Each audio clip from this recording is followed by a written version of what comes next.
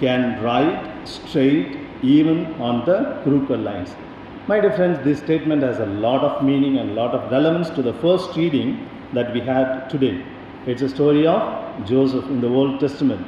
We heard the paragraph explaining how his own brothers wanted to finish him off, right? They put him in the well and the deserted place, and later they realized their mistake. They sold him to the merchants. And we know, if you read further the book of Genesis, chapter 37 to 50, we have the whole story of Joseph, how this Joseph was taken to Egypt, and there he became the chief minister and in a higher position.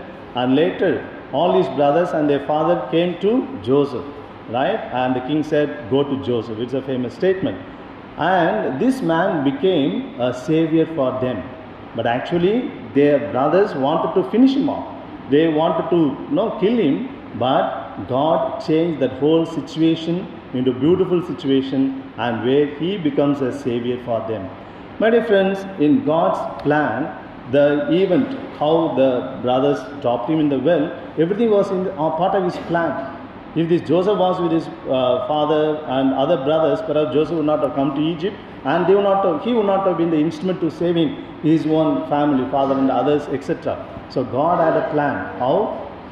In and through the wickedness, in and through the evil plans of the brothers, God made something beautiful out of it, right? So that is why the statement says, God can write straight even on the crooked lines. You know how difficult it is for us to write straight on the blank paper, without rules. And some people, even on the rules also, we write crooked way.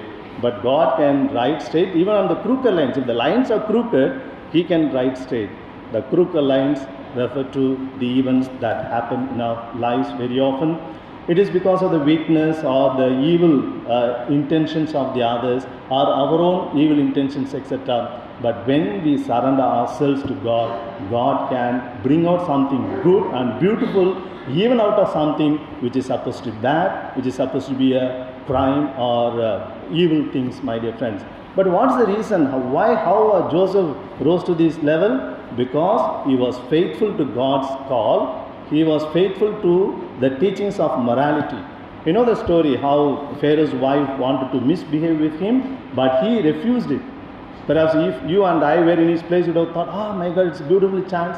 If I get the favor of the king's wife herself, then I can achieve greater things in my life." But he said, "No, that is not the right thing." Though that might be very attractive for him. Again, you see, the temptation comes in a disguise, right? And that could have been very attractive. But he said, "No, that is not acceptable in the eyes of God. So let me be ready to suffer, even to go to the jail, etc." That's what happened, we know, right? So Joseph was very adamant, very particular to be on the side of God. Though the other side have been very attractive, but still he didn't want to go that side, because that won't be pleasing in the eyes of God. He surrendered himself to God. He chose God. Then God rose him up, and in such a way that he could write straight even on the crooked lines, my dear friends.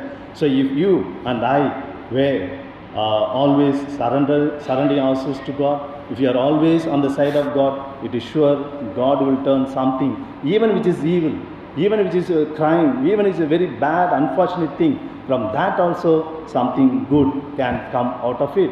And very often it's very difficult to understand God's ways, humanly speaking, because human knowledge, human experience, human wisdom, it's always limited. Because we have the past experience, with the past we have some imagination for the future, and we have the present in our hands, so we plan for something future, and we don't know anything about future. We have some ideas of the past and the present, but no future. But God is omniscient. He knows everything. He knows the past, present, future. In fact, for God, there is no time division like past, present, future. By knowing Himself, He knows everything. So it is logical, it is rational to surrender ourselves to somebody who knows the future also, isn't it? And God knows everything, omniscient, right? And omnipotent. Omniscient, the knowledge gives us power. Suppose you are going to a new place and you want to know the address, how to reach that place, you will be asking for the local people there, right? The shopkeeper or the policeman, etc. there. We will not be asking a stranger who is also like us looking for the way, because the local people will know more, and that knowledge we respect, and we are ready to surrender to that knowledge. If that person who is knowledgeable in that one limited case, we are ready to surrender, ready to trust, ready to obey his directions and advice, why not? It is purely logical to surrender ourselves to God who knows everything. So therefore, my dear friends, God's ways we may not understand, we may not comprehend, we may not understand God, and God also doesn't expect us that to do. Because God says, don't try all these things, because the book of Ecclesiastes says, don't try to comprehend many things, because many things are kept beyond your view, beyond your purview. Let it be like that. Let us try to see God's ways in our day-to-day lives and surrender ourselves. Because the Creator is really, really mysterious. Even the created things are mysterious. Usually we think that table, chair is a material thing, right? Only we think that soul, angel, God, salvation, these are mystery, these are holy things, and this table and chair, all these material things are not worthy.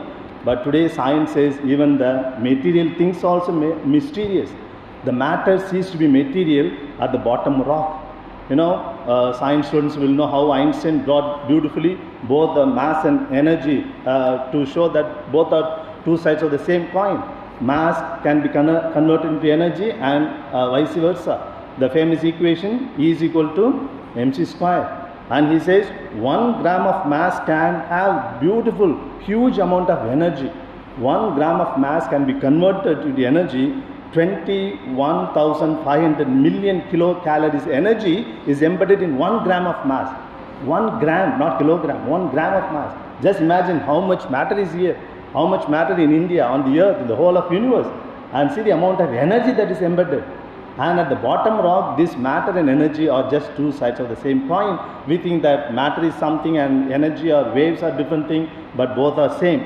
And to convert that energy, 1 gram, that energy is 21,500 million kilocalories. In order to produce that much of energy, we need 3.3 million liters of petrol. So huge amount of petrol is needed to create that huge amount of energy which is embedded in 1 gram of mass. So if you are not able to understand the matter, it doesn't matter if you don't understand God also.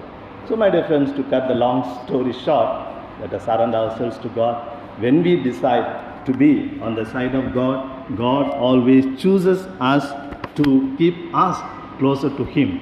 And that God is surely able to write straight even on the crooked lines. Very often we raise many questions. Why God? Why this? Why in my life? Why at this particular time? Why to my husband? Why to my wife? Why to my children? Why to my parents? All this why?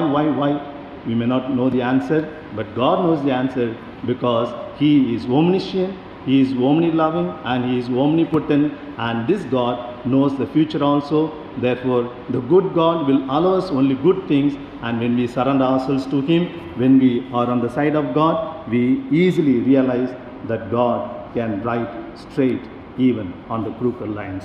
Let us think about it today.